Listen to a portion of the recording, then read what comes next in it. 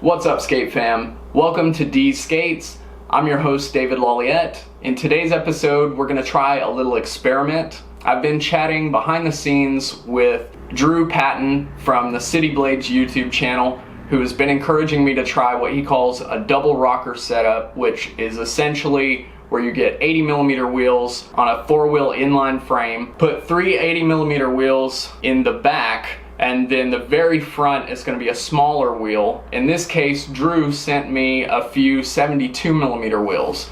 So on my hardcore Evos, I have 3 80mm and then one 72mm. I've rockered the 2 center wheels, dropping them, and then this 80mm on the back should be the standard feel in the heel for the rocker.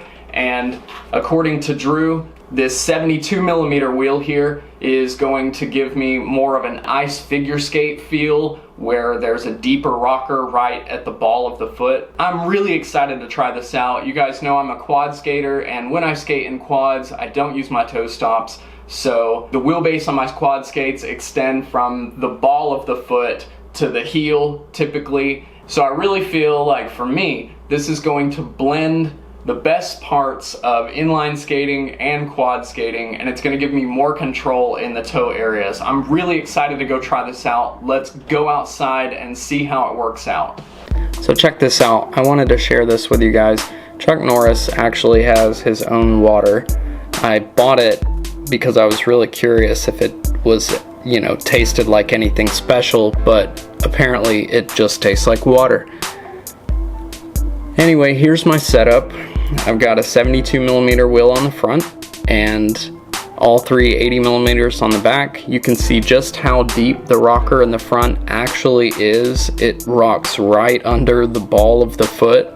So it's almost like the action on a tri-skate, except the center wheel would be seated farther forward, I guess. It's really abrupt and quick. And I'm not gonna lie, I didn't care for it at first, but when I got used to it, I figured out that I can do lots of fancy footwork, especially when I'm traveling backward, much easier. My shapes are tighter, so when I'm trying to get circles going while I'm skating backward, I can draw super tight circles, probably twice as tight as normal.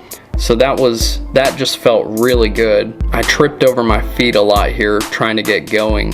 But again, once everything started to come together, it really just felt very natural to me. I've always quad skated, so I'm used to having the wheelbase kind of cut off altogether under the ball of the foot, and then being able to get up on my toes from there. So this was, again, very natural for me. If you've never tried quad skates or you're not a quad skater, this may be a little foreign to you. It may take you a little bit of time to adapt, but if you push through that phase and get a feel of it, should you decide to try this setup, I really think that it's worth a shot. I wouldn't use it in the city, and I'll get to that in a minute, but I spend most of my time here in this video doing little transition drills like this in flat parking lots, and that's where I find it really works best. You can use its full potential. Just look at this. You can see how quickly I'm able to whip around and how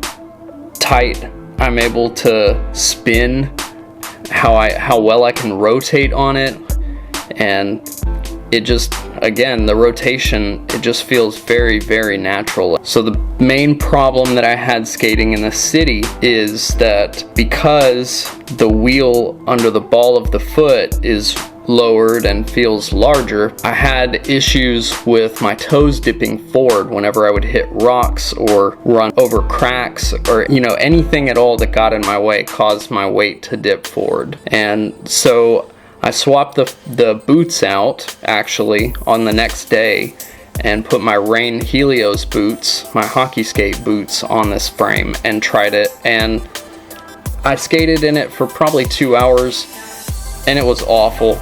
It worked very well in the Evos, but I mean, just look at these sprints.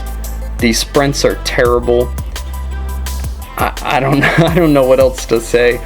I think it's because the Evos are raised in the heel and the Helios are lower in the heel the foot is flat. But again, it was a very interesting setup. I am going to continue to use it. I want to become more familiar with it, but I'm only going to use it really in these flat ground parking lot type settings, and I can't at this time really recommend this setup for any purpose other than that.